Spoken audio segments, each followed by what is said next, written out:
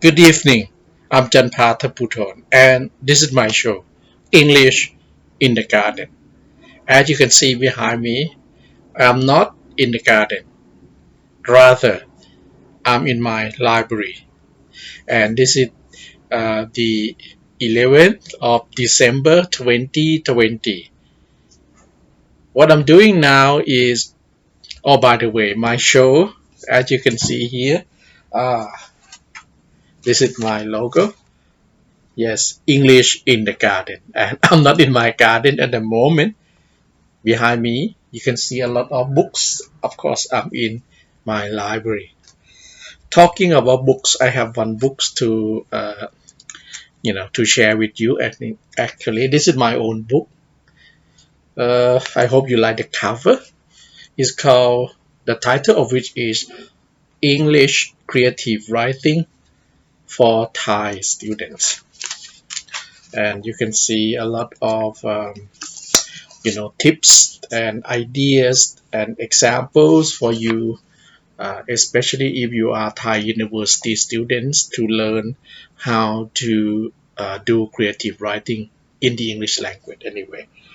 And the aim of my program, of my show, English in the Garden, as I have always mentioned at the very beginning of my show, is to help you, to share with you my thought, my experience, and my ideas of learning and teaching the English language.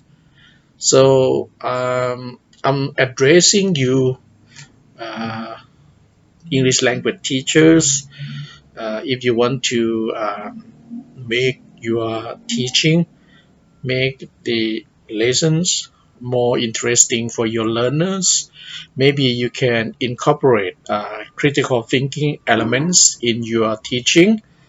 And if you are students learning the English language, trying to be creative in your writing, speaking, and other skills can be very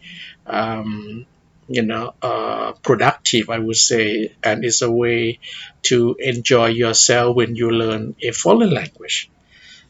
And this evening I have here, well, one creative writing activity to share with you, that is the writing of haiku poems.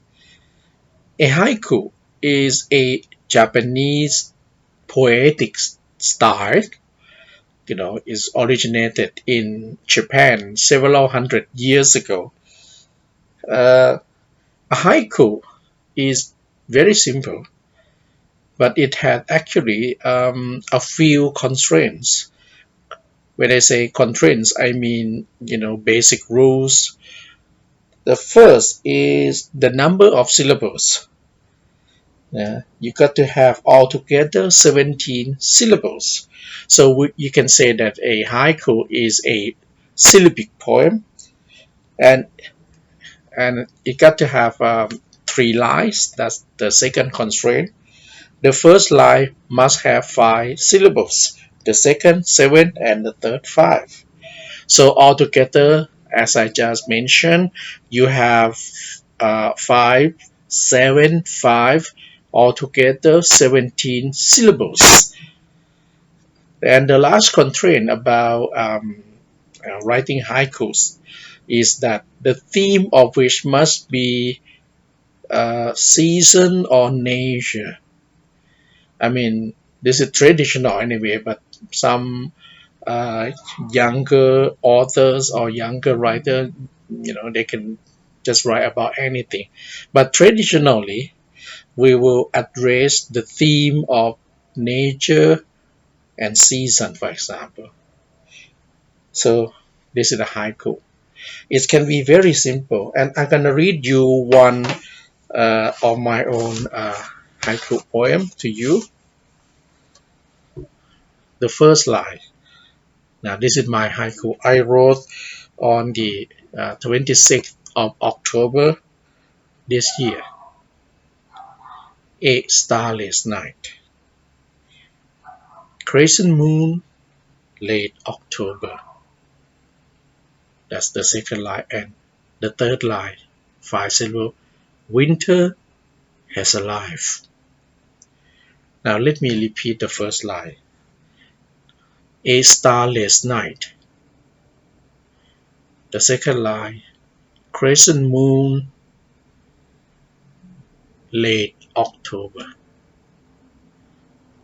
Winter has arrived. So as you can see, this poem has 3 lines. The first line has 5 syllables. A starless, a starless night, a starless night. Crescent moon, late October 7. Winter has arrived. 5. So this is how you do a haiku. So I mean, what is fun? What is I would say writing haiku. I mean, writing a haiku poem is reflective. It's a way to discipline yourself and to develop your inner self, your relationship with nature.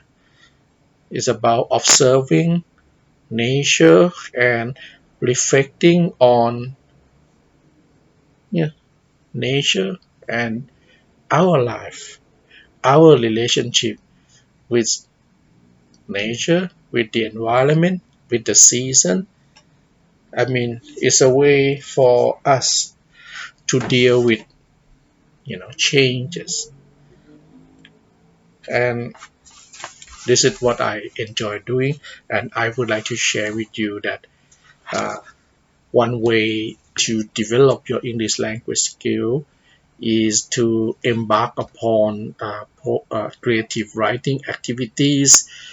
What's the good thing about writing haikus is that you can carry a small notebook and you need a pen, and then you just looking you know look at nature, look at what's going on in the world, and maybe while you're having coffee you can jot down a few ideas and turn those ideas into a poetic form.